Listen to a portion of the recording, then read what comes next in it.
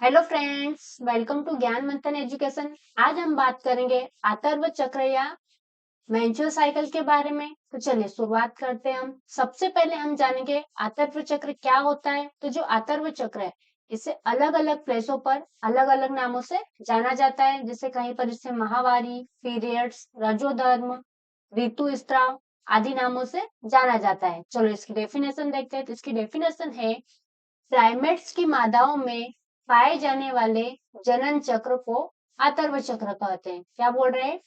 Primates की मादाओं में पाए जाने वाले जनन चक्र को आतर्व चक्र कहते हैं। अब इसमें एक वर्ड यूज हो रहा है, प्राइमेट्स। तो प्राइमेट्स में कौन? तो प्राइमेट्स में आएगा कपी, बंदर, मनुष्य। क्या आएगा? कपी, बंदर, मनुष्य। तो प्राइमेट्स जो मादाएं होती है, कौन होती है? प्राइमेट्स मादाएं वे मादाएं होती है जिनके पास क्या होता है? गर्भाशय या यूटेरस। क्या प्रेजेंट रहता है? गर्भाशय या यूटेरस प्रेजेंट रहता है। उन्हें क्या कहते हैं? प्राइमेट्स मादाएं कहते हैं।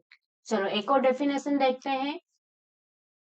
स्त्रियों में अंडाणु का बनना एक चक्र के अधीन होता है। जो स्त्रियों में अंडाणु बनता है वो किसके अधीन होता है? एक चक्र के अधीन होता है। यह चक्र आमतौर पर 28 दिनों का होता है। कितने दिनों का होता है? 28 दिनों का होता है। इसे अतर्व चक्र कहते हैं। ठीक है, चलो एक डायग्राम के थ्रू समझते हैं। ठीक है, यहाँ हमने डायग्राम लिया है जिसमें जो आपको गोल शेप दिख रहा है इसे क्या कहेंगे? इसे कहेंगे अंडाशय। क्या कहेंगे? इसे कहेंगे अंडाशय। अब अंडाशय क्या करता है? तो अंडाशय जिसमें क्या हो, अंडों का निर्माण होता है, उसे क्या कहेंगे? अंडाशय। और ये जो आपको स्ट्रक्चर दिख रही है, यह है अंडवाहिनी की। ठीक है, और जो आपको ये खुला हुआ पोर्शन दिख रहा है इसे कहेंगे गर्भाशय। क्या कहेंगे? इसे कहेंगे गर्भाशय। ठीक है, अब गर्भाशय कितनी परतों से मिलकर बना है? तो गर्भाशय 3 परतों से मिलकर बना है। कितनी परतों से? 3 परतों या लेयरों से मिलकर बना होता है। ठीक है, तो इसमें जो मोस्ट इम्पोर्टेंट रोल प्ले करती है वो कौन सी परत करती है? अंतः गर्भाशय। कौन करती है? अंतः गर्भाशय। क्या कहेंगे उसे? अंतः गर्भाशय।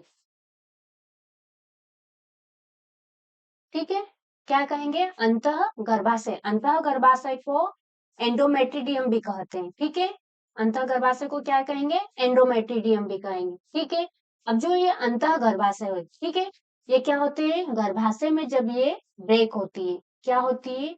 गर्भाशय में जब ब्रेक होती है तो इसके ब्रेक होने से रक्त का क्या होता है? मादा योनि में स्त्राव होता है। रक्त क्या होता है? मादा योनि से क्या होता है? बाहर आता है। अंतः गर्भाशय जो लेयर होती है इसके ब्रेक होने से रक्त मादा योनि से बाहर आता है। जो रक्त मादा योनि से बाहर आता है इसे ही क्या कहते हैं? आतर्व चक्र या ऋतुस्राव कहते हैं। ठीक है, अब जो ऋतुस्राव होता है ये कब प्रारंभ होता है? जो ऋतुस्राव है यह 13 से 14 वर्ष की उम्र में क्या होता है? प्रारंभ होता है। जब ये प्रारंभ होता है तो उसे क्या कहते हैं? रजो दर्शन। क्या कहेंगे? रजो दर्शन। रजो दर्शन। ठीक है, तो रजो दर्शन कब कब प्रारंभ होता है? तो रजो दर्शन 13 से 14 वर्ष की आयु में प्रारंभ होता है।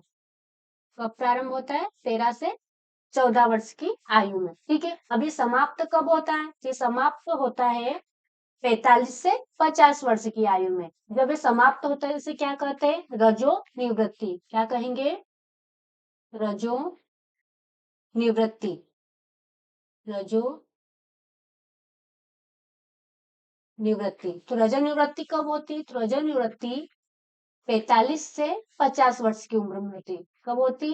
45 से 50 वर्ष की उम्र में जो आतर्व चक्र है वो क्या होता है? समाप्त होता है। फिर पीरियड्स क्या होते हैं?